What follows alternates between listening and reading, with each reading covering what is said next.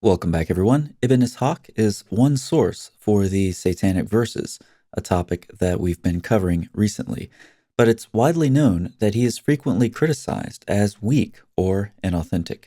Let's briefly explore why this is the case. In his book, Before Orthodoxy, the Satanic Verses in Early Islam, Shahab Ahmed described what he believed to be the proper approach to reading early Muslim sources.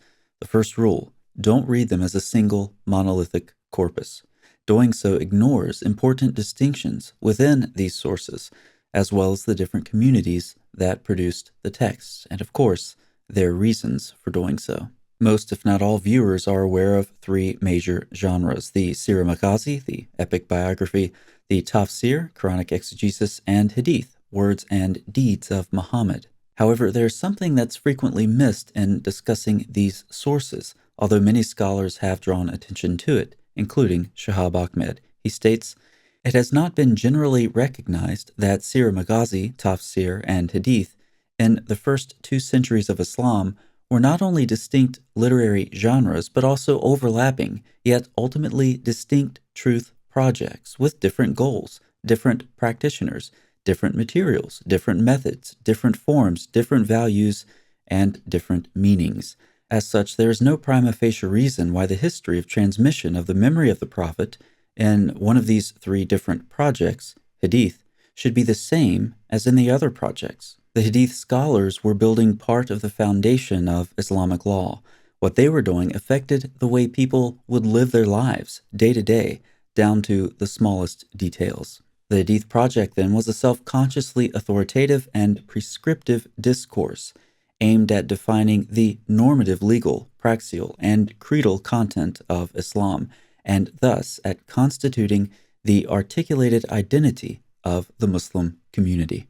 Their methodology was different from, say, the biographers, who were constructing a narrative of Muhammad's life to situate him in history, to show his triumphs, struggles, and his rise to alleged prophethood.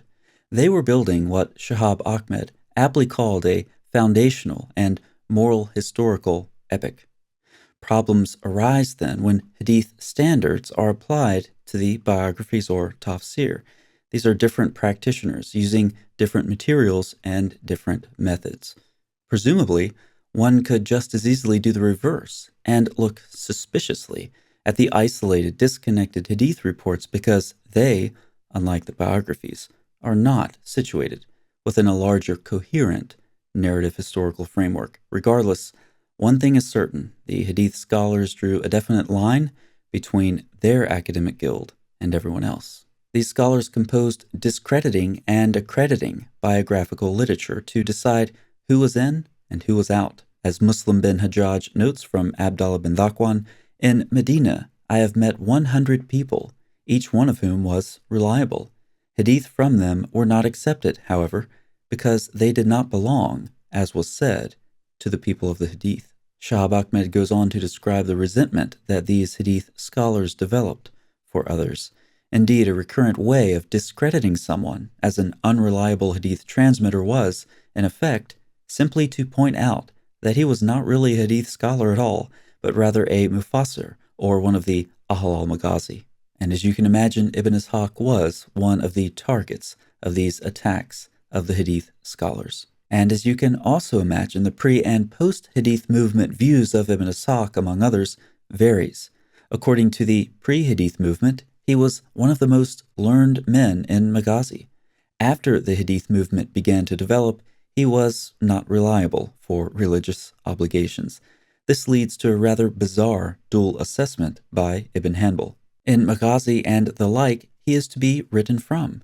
In regard to the halal and haram, he needs to have his hand pulled and his fingers squeezed. Ibn Hanbal's son added that his father did not consider Ibn Ishaq an authority on the Sunan, that is, on the Sunnah of the Prophet, which are the words and deeds of the Prophet that establish legal, praxial, and creedal norms, and are precisely the historical memory materials with which the Hadith movement was primarily concerned. Ibn Ishaq was therefore only considered reliable by Hadith scholars when transmitting material other than that which established legal norms.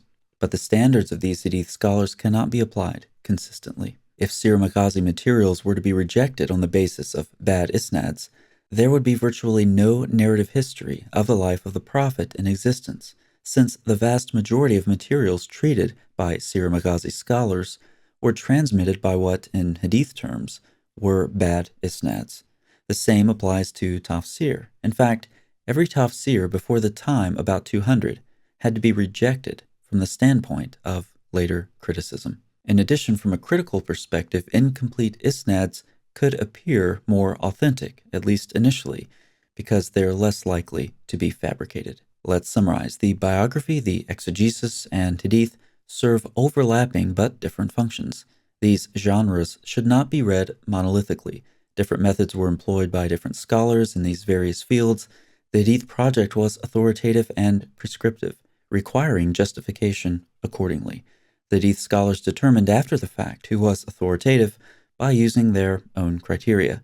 The bizarre dual assessment of some scholars is indefensible. Think about that for a second. Muslim biographers like Ibn Ishaq did not have one deficient compartment in their brains, reserved for legal reports, and another reliable compartment in their brains, reserved for historical biography, such that one should be discarded and the other regarded as reliable. That's absurd. And finally, criticism of isnads in Ibn Ishaq and others is not convincing.